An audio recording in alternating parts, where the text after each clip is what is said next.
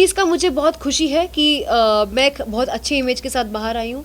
इस चीज़ का मुझे बेहद दुख है कि मैं थर्ड वीक में जो इतने फुल ऑन अपने गेमिंग स्प्री में आ चुकी थी, अपने वाइब पे आ चुकी थी, जहाँ पे मैंने अपनी स्ट्रैटेजीज बनाई थी, मैंने अपने अटैक प्लान्स बनाए थे, मैंने अपने ऑपोजिट ग्रुप के साथ अलायंसेस भी बनाए थे। I was fully playing the game. Task में भी अपना एक बहुत ही अलग रूप मैंने दिखाया था, जो रैशन वाला टास्क था, the ring trick and everything. I did all that, but उसके पहले ही मैं कुछ लोगों से नॉमिनेटेड थी जिन्होंने बहुत ही फेक और स्टूपिड रीज़न दिए थे मुझे नॉमिनेट करने के लिए, और मैं नॉमिनेशन से बच इसलिए नहीं पाई क्योंकि ऑलरेडी मेरे सामने 3 स्ट्रॉन्ग कंटेस्टेंट्स थे जो स्टार्टिंग से उनको गेम का फॉर्मेट पता था, मुझे नहीं पता था। I thought it's a personality contest, and मैं जाते ही लोगों के ऊपर कुछ लांछन लगाऊंगी और फिर उनके ऊपर चढ़ूंगी और झगड़ा करूंगी। ये मेरा नेचर नहीं है कि मैं वो जाके करूंगी।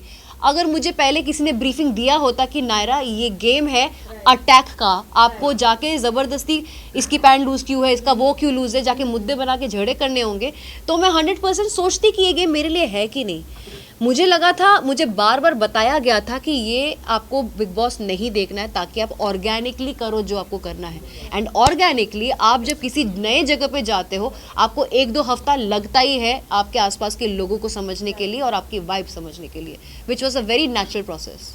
तो मेरा वही हुआ। तीसरे हफ्ते में मैं सब कुछ समझी, मैं स्टेबल फील करने लगी और मैं अपना गेम खेलना शुरू किया गया है। टैग मिला है लाडला। यार घर का लाडला है तो है, वो कलर्स का लाडला, भी क्या कर सकते हैं। आप भी तो कलर्स की शो हाँ, लेकिन मैंने सारे के सारे कलर्स शो नहीं किए ना, उसने किया भी है, उसके सारे हिट भी गए हैं और उसको टॉप 2 का पोजीशन भी मिला हुआ है, एक बहुत ही सेफ एंड सिक्योर जोन में है, तो शांति से खेल सकता है वो। ये तो बिग बॉस ने दिया है टॉप 2 का टैग, मतलब इनको, एलिश को और विवेक को। आपके अकॉर्डिंग कौन हो सकता है? मुझे लगता है विवियन के चांसेस बहुत हाई है। सेकंड मेरे हिसाब से मुझे लगता है कि अगर मेरा गेम स्टार्ट होता तो मैंने खुद को अविनाश और विविन के साथ देखा था टॉप 3 में, लेकिन टॉप 5 में देखा जाए तो डेफिनेटली करणवीर और रजत भी आते हैं। Thank you.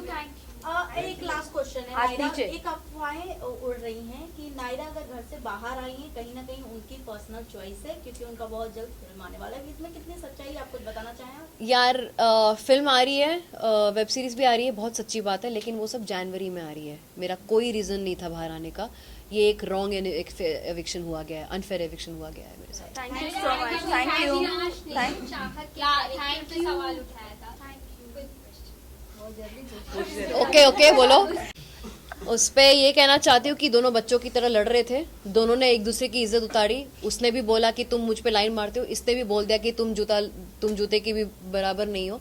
तो वो उनका पर्सनल फिटूस जो है वो हो चुका है। I don't want to comment क्योंकि बहुत ही नीच टाइप का झगड़ा है, मेरे लेवल का झगड़ा नहीं है ये। Thank you. सेट का झगड़ा है, सेट का झगड़ा है उनका। हाँ, वो उनका सेट का झगड़ा है, ये मेरा झगड़ा नहीं है, घर का झगड़ा नहीं है, ये उनका पर्सनल झगड़ा है। 4 वाले लोग फाइट हुई नायरा, आपने देखा? किसका? उनकी मम्मी होगी। हाँ देखा ना मैंने, देखा। Thank you. बस हो गया। Thank you so much. Visual हटा दो। एक विजुअल, नायरा जी प्लीज खड़े हो जाइए, विजुअल्स दे दीजिए। भाई कैमरा नीचे लो। सर कटी बिल्ली बस मैम सामने। क्या बात है।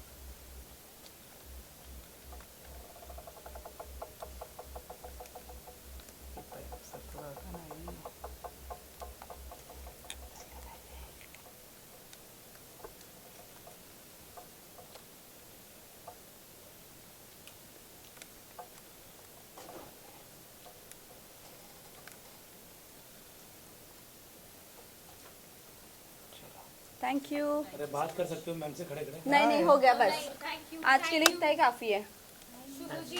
तो मेरा तो बात कर सकती है जाके, समझा ना। बाद में बात करेंगे। अफवाहें उड़ रही हैं कि नायरा अगर घर से बाहर आई हैं कहीं ना कहीं उनकी पर्सनल चॉइस है क्योंकि उनका बहुत जल्द फिल्म आने वाला है। इसमें कितनी सच्चाई आप कुछ बताना चाहें? यार फिल्म आ रही है, वेब सीरीज भी आ रही है, बहुत सच्ची बात है, लेकिन वो सब जनवरी में आ रही है। मेरा कोई रीजन नहीं था बाहर आने का, ये एक रॉन्ग एविक्शन हुआ गया है, अनफेयर एविक्शन हुआ गया है मेरे साथ। देना प्लस लोगों को लगा था कि मैं बहुत डोमिनेटिंग हूँ, लोगों को लगा था मैं बहुत डोमिनेटिंग हूँ। मैंने जब लोगों को किचन के रूल्स बनाए या फिर बाथरूम के रूल्स बनाए, मैं इतनी डोमिनेटिंग थी तो लोगों ने मुझे चैलेंज क्यों नहीं किया? क्यों किसी ने मुझे काउंटर नहीं किया? क्यों किसी ने ये नहीं बताया कि मुझे कोई हक नहीं कुछ बोलने का, बाकी लोगों को डिक्टेट करने का? Why nobody challenge me? सब मेरी बात सुन के बैठ क्यों गए फिर? तो मैंने तो अपना काम निकलवा लिया ना लोगों से। सी मैं डिसअपॉइंट बाहर आके इसलिए हुई क्योंकि क्लियरली लाइफ में मेरा जितना तामझाम था, चीज़ें थी, फन चीज़ें थी, मेरी इंटरेक्शंस थे, मेरे पर्सनालिटी के बाकी जो चीज़ें थे वो क्लियरली दिख रहा था, जो एपिसोड में नहीं डाला था। और मुझे नहीं पता है कि वो एपिसोड में क्यों नहीं डाला था। मैं अज्यूम कर रही हूँ कि नहीं डाला था क्योंकि मेरा कोई पर्सनल फाइट नहीं था किसी के साथ। अभी अगर किसी के साथ मेरा पर्सनल नहीं फाइट हुआ है तो मैं ज़बरदस्ती जाके फाइट नहीं कर सकती ना, that is against my nature. तो उसको मैं क्रिएट कैसे करूँ? मैं समझी गेम को, मैं लोगों की असली चेहरे जब पहचानी तब मेरे को रियलाइज होने लगा कि मैं कैसे किस किस को एलिमिनेट करना चाहती हूँ, because I saw the real faces. But day one में ज़बरदस्ती किसी के साथ मुद्दा उठाना, इट्स नॉट पॉसिबल। हुआ ही नहीं मेरे साथ, किसी ने ना मुझे चैलेंज किया ना मैंने किसी को किया, सब तो मेरी बात मान के बैठे थे। समबडी जो बहुत चिल्ड आउट रहती है घर में, बहुत चिल्ड आउट रहती है, वो कभी कभी सोती भी रहती है और ग्रुप में बैठने के बावजूद भी वो बात तक नहीं करती है। आप लाइव में उनको ऑब्जर्व करना, उसके कुछ चीज़ों के वजह से, फॉर एग्जांपल बेड वाला जो मुद्दा हुआ था वो उन्होंने, आप अगर एपिसोड देखोगे, उन्होंने एक बार भी अपने मुंह से नहीं बोला कि मुझे स्नोरिंग या चीखने की वजह से बेड अंदर सोना नहीं है।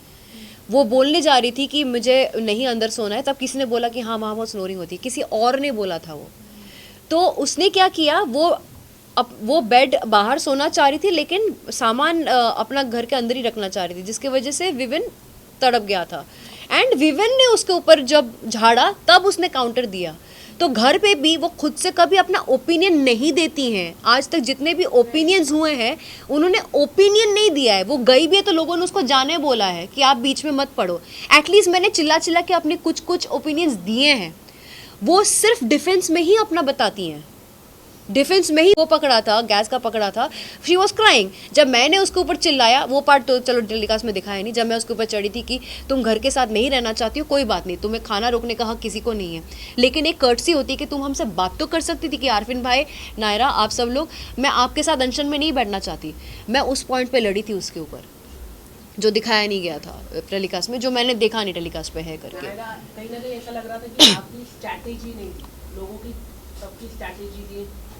तो सब बिग बॉस देख कर आए थे ना, मैंने नहीं देखा हुआ था ना, आई डोंट नो। नायरा, आपका नाम शहजादा के साथ जोड़ा जा रहा था और ऐसे हम कई, किसने जोड़ा है? और घर वाले, और ऐसे कई लोग हम देख रहे हैं जो घर वाले अंदर ही अंदर एक दूसरे का नाम जोड़, जैसे अविनाश के साथ ईशा का जोड़ा जा रहा है और करणवीर के साथ चुम को लेके छेड़ रहे हैं।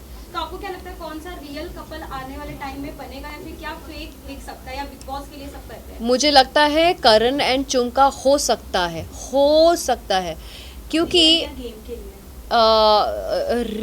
रियल तो रियल फायर मैंने किसी में भी नहीं देखा है, सच कहूँ तो। See Isha is very intelligent girl.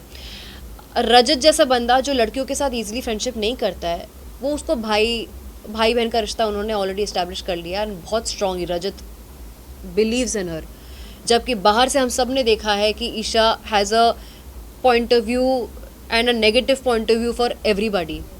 All of us have seen that. तो जिस दिन रजत को शॉक मिलेगा, उसको उस दिन शॉक मिलेगा।